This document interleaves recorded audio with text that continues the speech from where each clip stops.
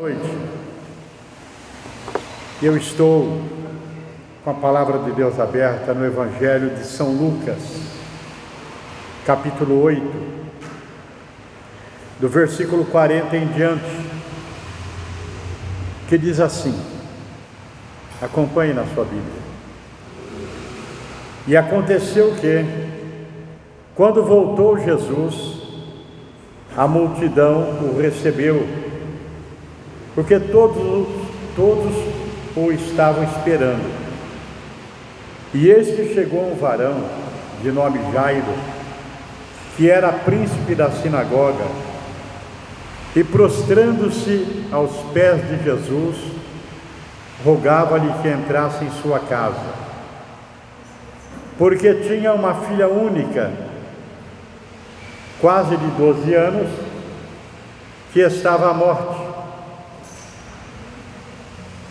E indo Jesus, a multidão o apertava.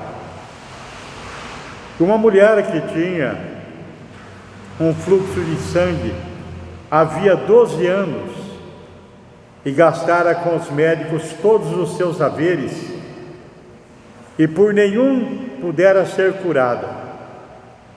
Chegando por detrás dele, tocou na orla da sua veste e logo estancou o fluxo de sangue. E disse Jesus: quem é que me tocou? E negando todos, disse Pedro e os que estavam com ele: mestre, a multidão te aperta e te oprime, e dizes: quem é que me tocou? E disse Jesus: alguém me tocou, porque bem conheci que de mim saiu virtude para curar.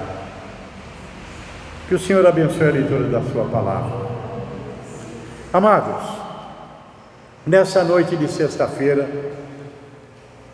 tivemos um dia, hoje atípico, um dia chuvoso, mas eu tenho certeza que chuvas de bênçãos de Deus irão ser derramadas sobre a sua vida nessa noite, com toda certeza.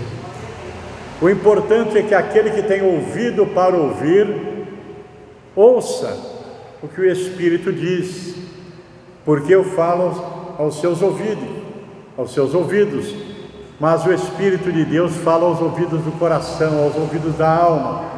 O importante é que você ouça a palavra de Deus, porque aquele que é de Deus, ouve a palavra de Deus.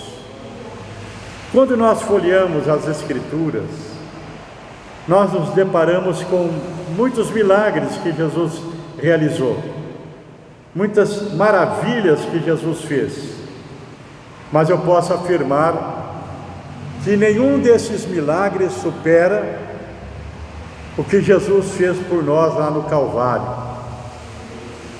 tomando sobre si as nossas dores, tomando sobre si as nossas iniquidades, tomando sobre si os nossos pecados, e na sua morte nós temos vida. Então o maior milagre que nós encontramos no Evangelho é a salvação que Jesus nos proporciona, ou nos proporcionou através da sua morte na cruz. Então esse é o maior milagre que um ser humano pode receber, o perdão dos seus pecados, que traz uma nova vida e a certeza de uma vida eterna no céu. Mas os sinais, os milagres que Jesus realizou, com certeza foi para que pudesse gerar fé no nosso coração, para que nós pudéssemos crer. São sinais que seguem quando nós cremos. Por isso que nessa noite eu creio que Deus tem um milagre para a sua vida, Deus tem um milagre para você, para a sua casa, para a sua família. E com toda certeza, você ouvindo a palavra gera fé no nosso coração, porque a fé vem pelo ouvir e ouvir a palavra de Deus. Eu creio que esse texto das Escrituras, nessa minha caminhada no ministério, eu já preguei centenas de vezes, sem medo de errar, centenas de vezes. Mas o bom é nós sabermos que a palavra de Deus se renova a cada manhã. Todas as vezes que nós ouvimos a palavra, Deus fala conosco. Deus fala segundo a necessidade do nosso coração. E esse texto que eu li fala a respeito de um homem que era importante lá na cidade. Era importante porque era um dos principais da sinagoga. Sinagoga era a igreja dos judeus. Então era um homem respeitado na cidade, um homem de caráter, de moral, benquisto na sociedade. Mas esse homem, quando olhou para sua casa e viu que a sua filha, uma menina, quase 12 anos de idade, estava enferma e fatalmente iria perecer, fatalmente iria morrer. Então esse homem, como pai, eu creio que ficou muito preocupado, ou até mesmo desesperado, e ouviu falar de Jesus, ouviu falar das maravilhas que Jesus realizava, e nós sabemos que ele faz maravilhas. O profeta Isaías já dizia, 700 anos antes de Jesus nascer, que ele seria maravilhoso.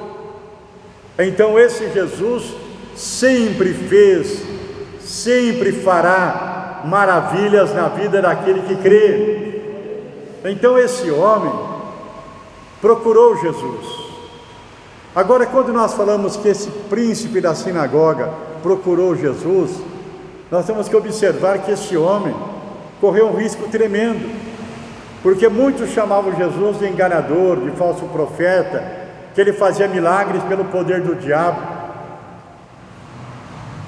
E como é que a comunidade ia vê-lo? Um dos líderes da igreja, dos judeus, procurando Jesus, aquele que as autoridades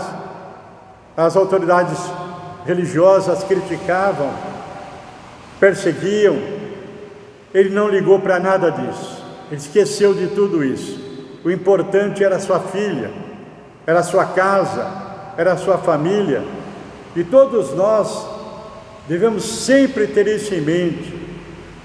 Primeiro, amar a Deus, e em segundo, a nossa casa, a nossa família, o nosso lar. Depois vem a igreja, mas em primeiro lugar a Deus. Amarás o Senhor teu Deus de todo o teu coração, toda a tua alma, todo o teu entendimento.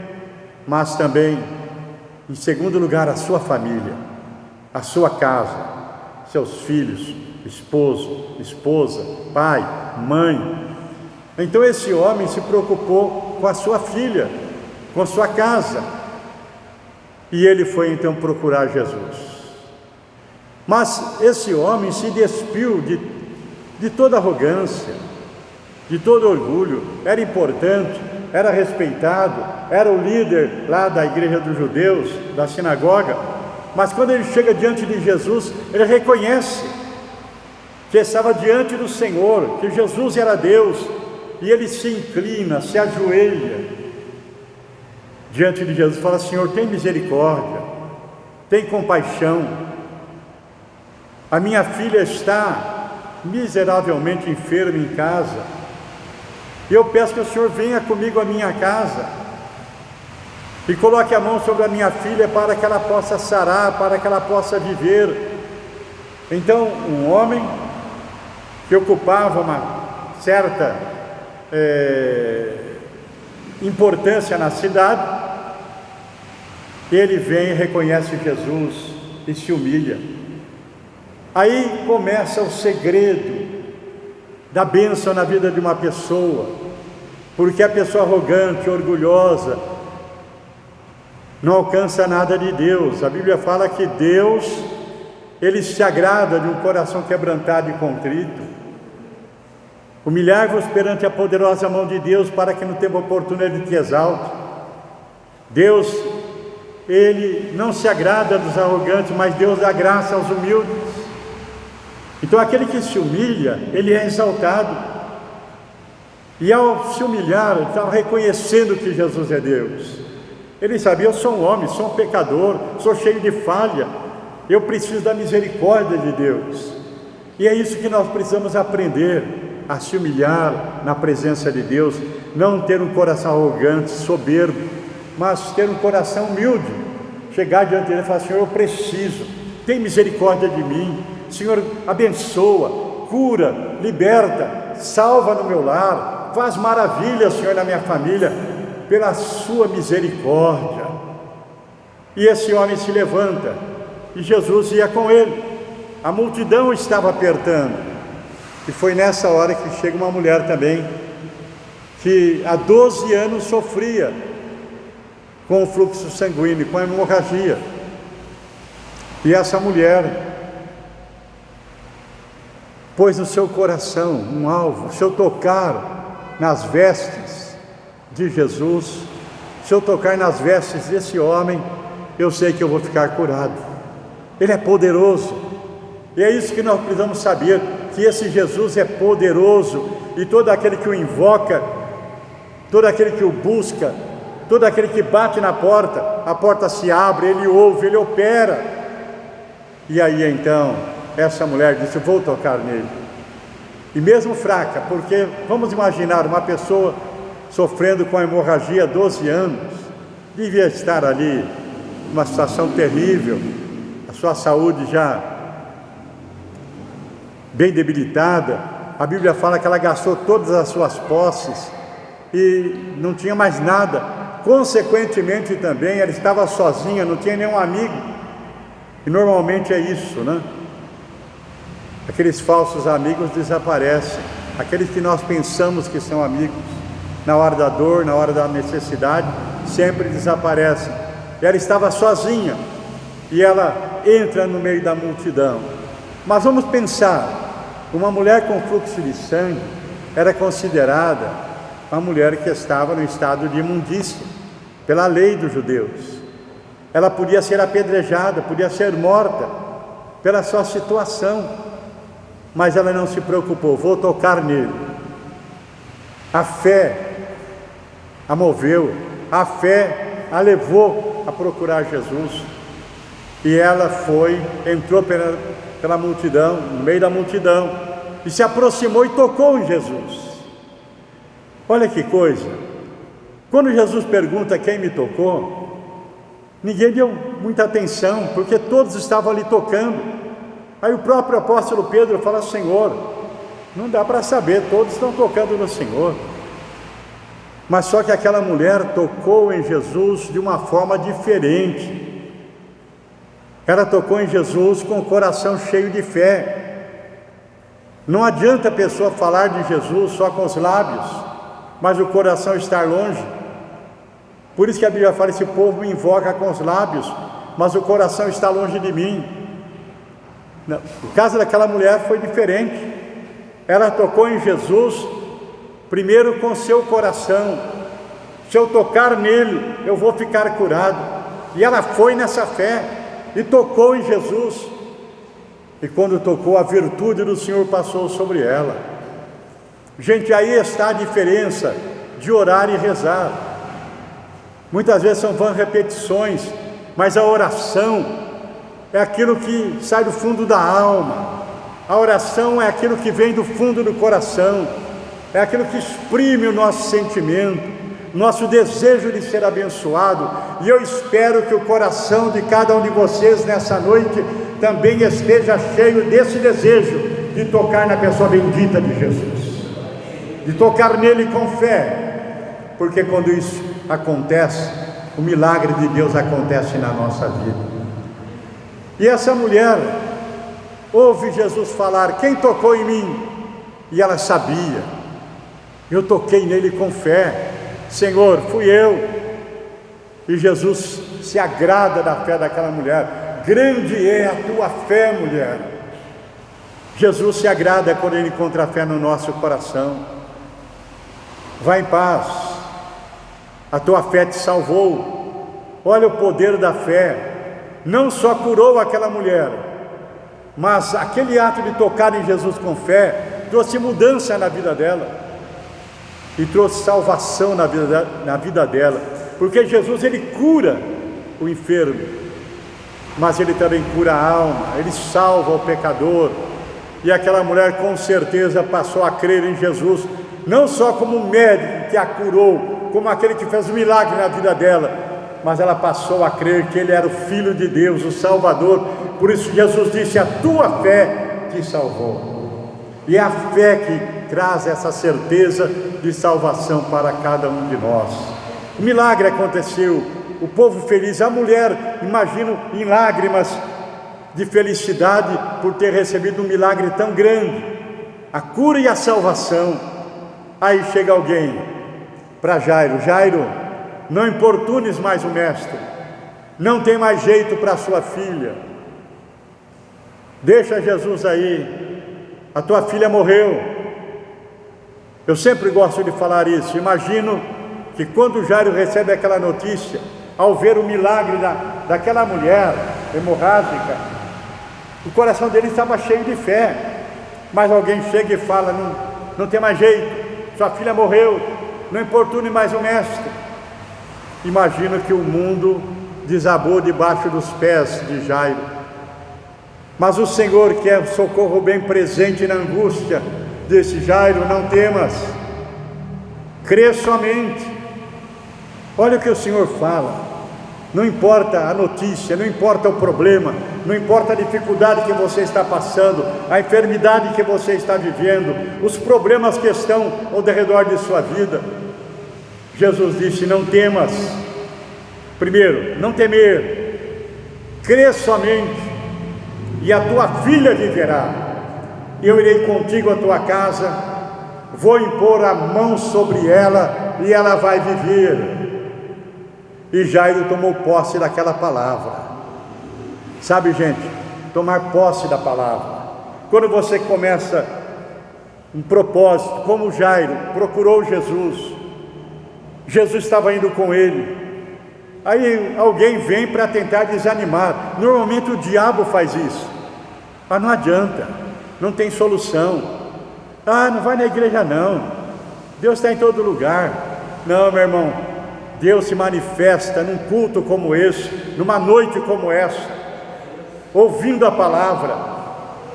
Com certeza os céus estão abertos nesta hora, e a mão de Deus está estendida sobre este lugar, e a bênção de Deus vai chegar na sua vida nessa noite. Eu creio nisso. E Jairo creu, tomou posse daquela palavra. Por isso, meu irmão, quando você viu uma palavra de fé, toma posse dela. O milagre vai acontecer, a situação vai mudar, as portas vão se abrir, o milagre vai acontecer, Deus vai operar maravilhas na sua vida. E Jesus foi acompanhando os passos de Jairo até a sua casa. E quando Jesus chega ali, ele não deixa aquela multidão entrar. Só entrou Pedro, Tiago e João, o pai e a mãe da menina. E ali Jesus entra, coloca as mãos sobre aquela criança, e o fôlego de vida volta, e Jesus entrega a menina de 12 anos, que estava morta, praticamente morta. Jesus entrega com vida nos braços de seus pais. Meu irmão, por isso, você pode crer no Senhor, e milagres Ele vai operar, seja na sua casa, na sua família, na vida do seu filho, seja no seu trabalho, seja com você. Uma coisa certa: não tema diante da dificuldade, mas tenha propósito, como aquela mulher hemorrágica. Se eu tão somente tocar nele. Quando você começa uma campanha de 7 sexta-feira, tenha certeza que Deus do céu está olhando para a sua vida, e assim como as muralhas caíram por terra, essas muralhas vão cair também diante de você. As portas vão se abrir, porque Deus se agrada quando nós fazemos votos e quando nós cumprimos. E aquela mulher disse: se eu tão somente tocar, uma coisa tão simples, tocar nele, eu sei que eu vou ficar curado. São 7 sexta-feira, tenha certeza que assim como aconteceu com Naamã, mergulhando 7 vezes nas águas do Rio Jordão, e quando ele sai das águas, a sua pele estava com a pele de uma criança. Não chovia já há vários anos sobre Israel, mas Elias orou, e por 7 vezes no final, uma chuva torrencial caiu sobre Israel. Uma coisa é certa: Deus é poderoso para fazer com que esse propósito que você está fazendo nessa noite seja realidade na sua vida, seja bênção na sua vida. Faça propósito e tome posse como Jairo tomou. Crê somente e a tua filha viverá. Crê somente e o milagre acontecerá na sua vida. Quem crê nisso, diga aleluia. Diga glória a Deus. Vamos nos colocar em pé nesse momento, louvando o nome do Senhor Jesus. Aleluia.